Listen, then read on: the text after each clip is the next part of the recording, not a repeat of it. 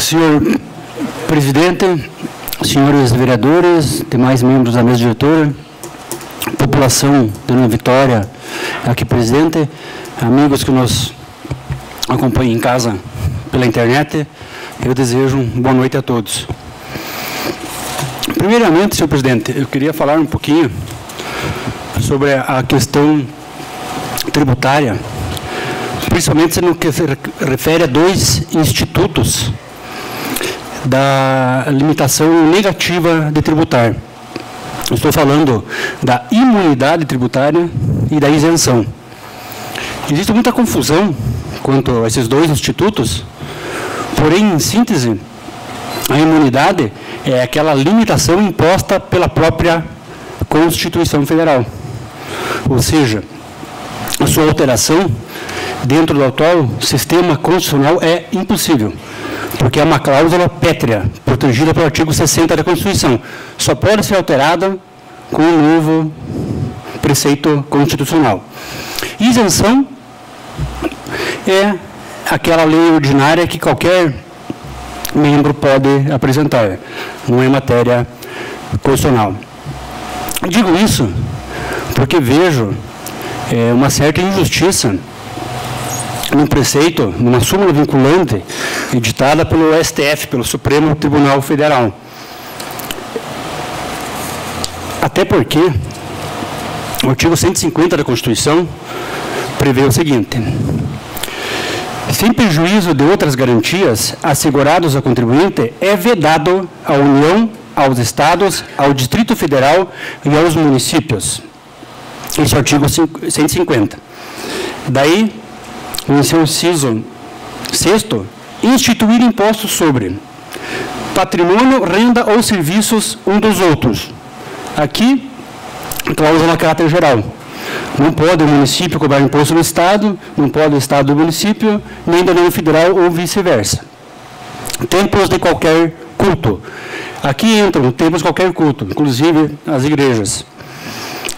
C. Patrimônio, renda ou serviço dos partidos políticos, inclusive suas fundações, das entidades sindicais dos trabalhadores, das instituições de educação e de assistência social.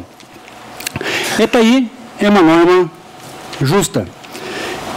O que me causa um pouco de estranheza nessa súmula vinculante 52, que ela tem a seguinte redação: ainda quando alugado a terceiros, permanece imune ao IPTU, vamos falar em impostos municipais, o imóvel pertencente a qualquer das entidades referidas pelo artigo 150, 6º, a linha C.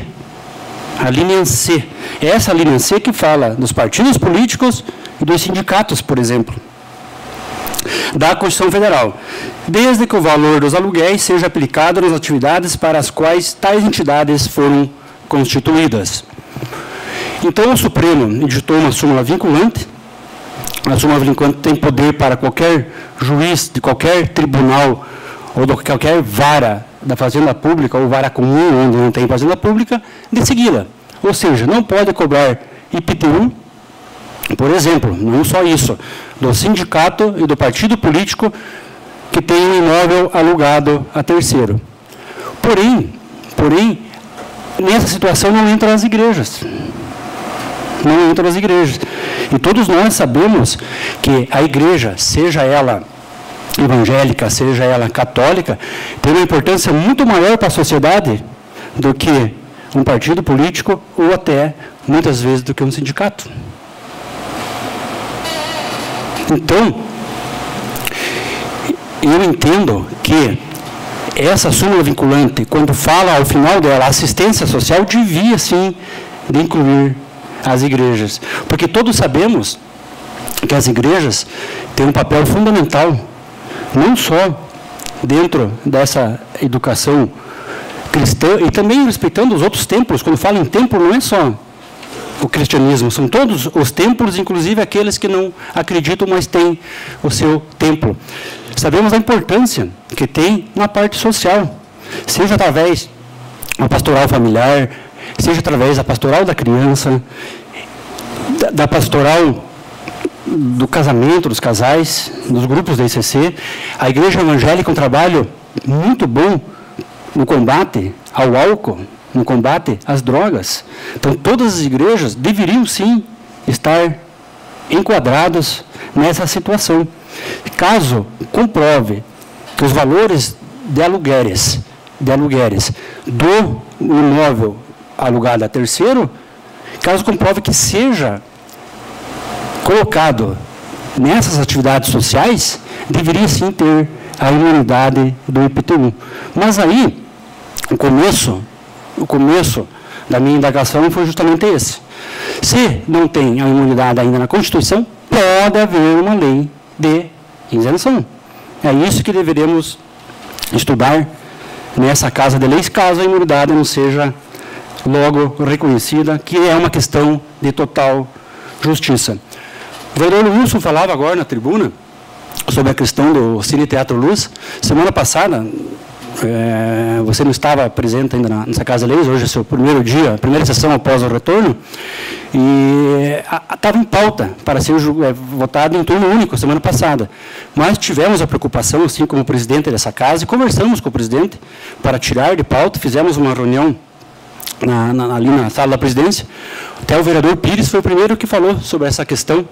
Ali naquela reunião, pessoal, vamos com calma, vamos estudar melhor esse projeto e vamos ver, antes de passar essa questão do Cine Luz para a iniciativa privada, através de um processo de concorrência pública, nós poderíamos ver os órgãos municipais, os órgãos da própria prefeitura que tenham condições de fazer as reformas necessárias e tocar o Cine Teatro Luz da melhor forma possível.